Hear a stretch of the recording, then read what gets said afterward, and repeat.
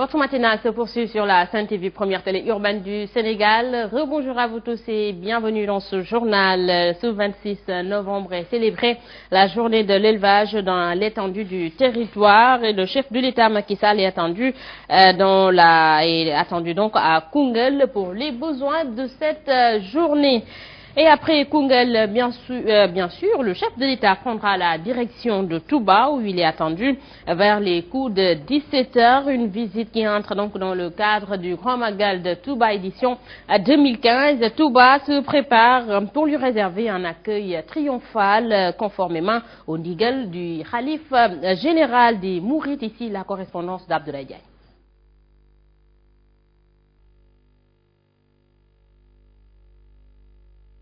Touba attend le président Macky Sall, le premier magistrat de la ville religieuse, rappelle à cet effet le ndigal du khalife général des Mourides. Président Macky Sall Le khalife général des Mourides a appelé Serigne Bassirou Abdou Khadre, son porte-parole, pour lui donner le ndigal de réserver un accueil spécial à l'hôte. Ainsi, il prêche l'unité dans l'intérêt du département. C'est dans l'unité que le département triomphera. Les responsables sont animés d'une seule volonté. Un appel bien compris par les jeunes républicains, dirait-on. Toute la jeunesse, toutes les tendances qui avaient été par-ci par-là, nous sommes réunis aujourd'hui autour de l'essentiel, qui est d'accueillir notre président et de travailler ensemble. Par ailleurs, tout est fin prêt pour réserver un accueil triomphal à l'hôte président, nonobstant certains grincements de dents notés ça et là. 450 cars global. Nous avons dégagé 3 millions de francs CFA, 450 cars et 3000 t-shirts. Nous avons également appuyé la commune de Mbacké.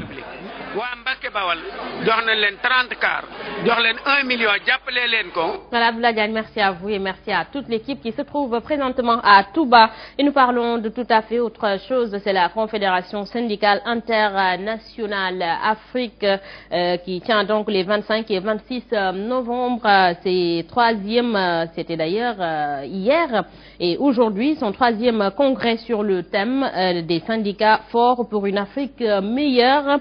En cérémonie d'ouverture, les syndicalistes ont dit leur volonté de peser désormais sur la conduite des affaires de nos États, une volonté saluée par le chef de l'État Macky Sall qui est venu présider cette cérémonie compte rendu Salif Kébissar.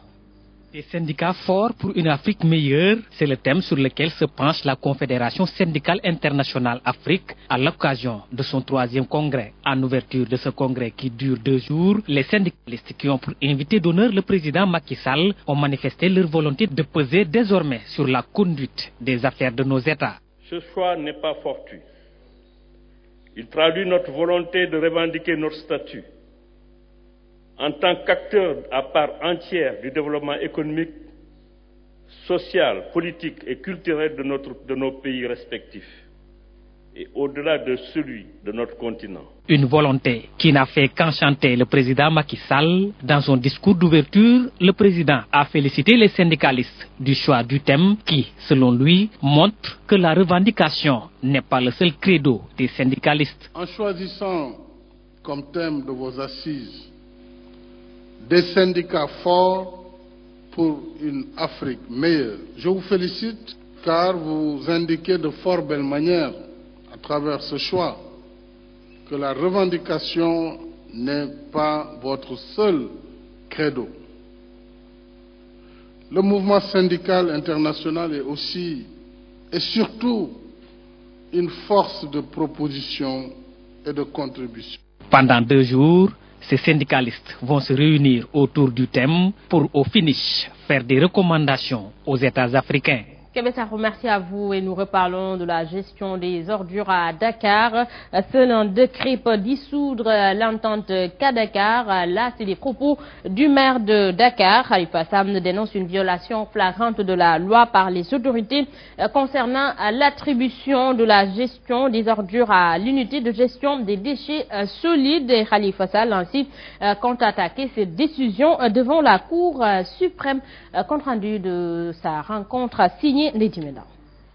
Les raisons évoquées pour dissoudre l'entente Kadakar, pas du tout fondées, de l'avis du maire de Dakar qui ne cache pas son étonnement. Depuis 2009, chaque 2 ans, on nous enlève les ordures. Nous lançons un appel d'offres, il est en cours d'examen, on nous enlève les ordures. Cette situation ne saurait continuer selon Khalifa Sall qui accuse l'État et compte prendre toutes ses responsabilités. C'est un décret qui a créé et la CAR et la CADAC. Seul un décret peut le dissoudre. Mais ce qui nous gêne, c'est que l'on le mette dans un texte qu'on fait signer au président. Cette pétition ne peut pas valoir décision qui fasse sortir la CAR de l'entente. Le maire de poursuivre qu'il va saisir la Cour suprême. J'ai décidé d'attaquer le décret du président de la République auprès de la Cour suprême. Le décret est là. C'est le décret 2015-1703 du 26 octobre 2015. Pour une bonne gestion des ordures, il faut un cadre contractuel pour un service efficace. Conviction du maire de Dakar qui a magnifié le travail de Moussa Tine à la tête de l'entente Kadakar. Lady Meda, 2016 sera une année de prudence dans le fonctionnement du budget de la mairie de Dakar, selon le maire Khalifa Sall, qui d'ailleurs annonce la reprise des pavages et la dernière phase de l'éclairage public. Le maire s'est exprimé donc hier dans l'après-midi. C'était en marge du débat sur le projet d'orientation budgétaire de l'année 2016 que vous venez tout juste de suivre. Et ici, nous écoutons ses propos. Cette situation de 2015 impacte beaucoup sur 2016, nous vous l'avons dit. Puisque avec l'acte 3, un certain nombre de projets, de pistes de réflexion, de décisions avait été esquissé, annoncé.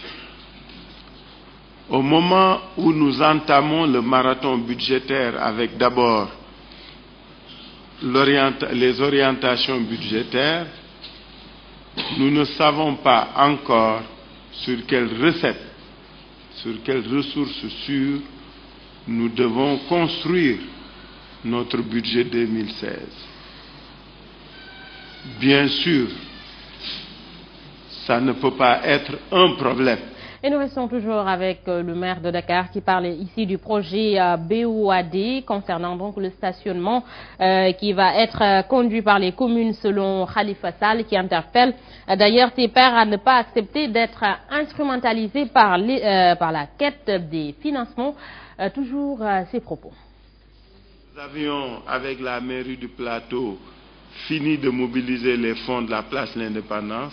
Les travaux vont démarrer. On a validé le projet. La seule difficulté qui restait pour l'aménagement de la place de l'Indépendance, c'était le parking souterrain. Pas un vrai parking souterrain, parce qu'on ne peut pas faire un vrai parking souterrain compte tenu de la nappe phréatique. Mais le plan, les architectes qui ont fait le plan ont prévu un parking qui puisse accueillir 200 à 400 véhicules.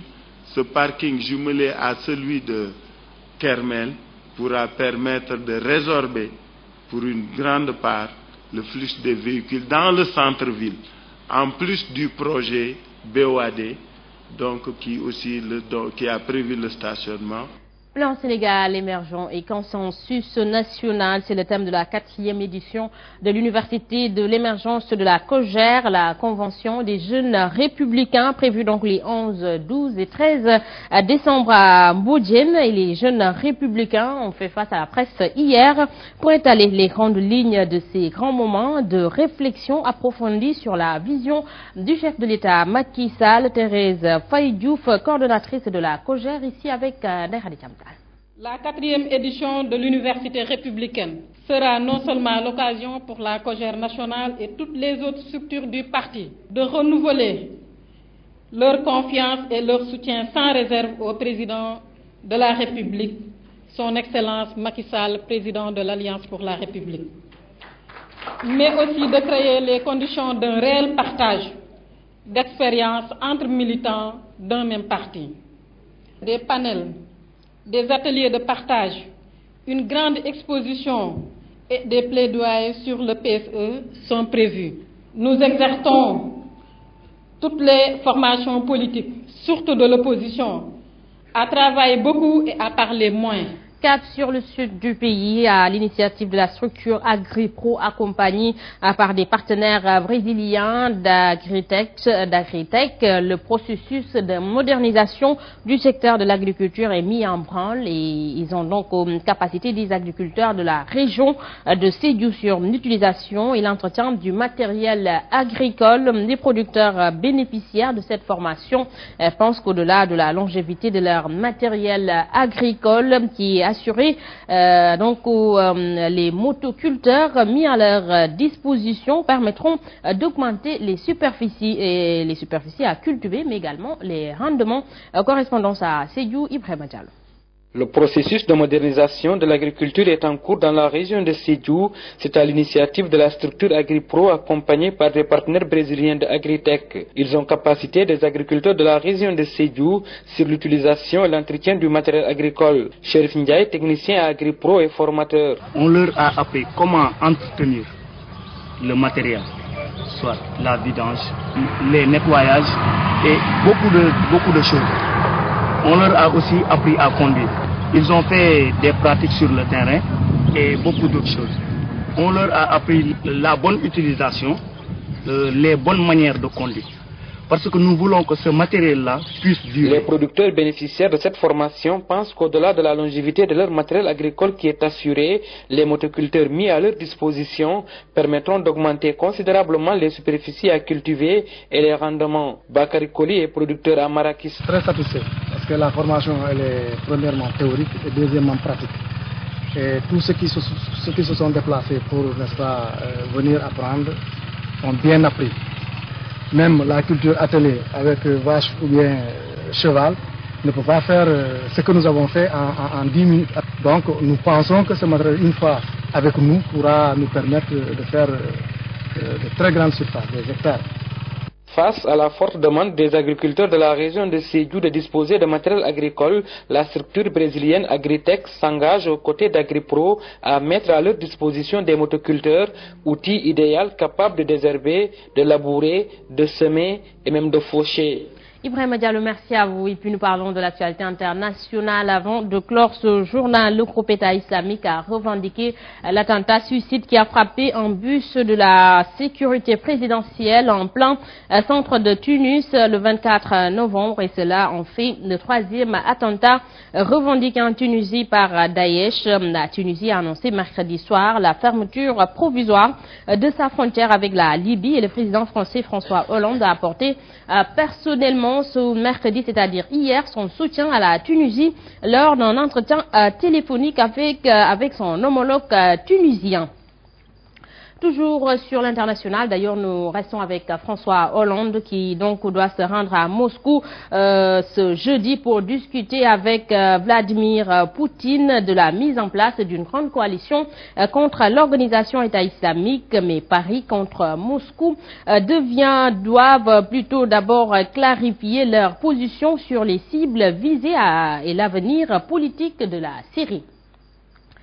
Voilà, donc mesdames et messieurs, c'est ici que se referme cette matinale, bien sûr, en français. À 7h30, l'équipe de Ahmed Aïdara et Mamba Ndiaye, bien sûr, vous retrouve. C'est pour la revue des titres en Wolof et 7h45. C'est le journal et comme j'ai l'habitude de le dire, Sen TV matinale, c'est de l'info, du divertissement, mais également du bien-être. Alors, Sen Coach s'installe tout de suite dans Sen Gym et moi, je vous retrouve à 13h pour le flash d'information. Bon réveil matinal à tous et bonne journée. Au revoir.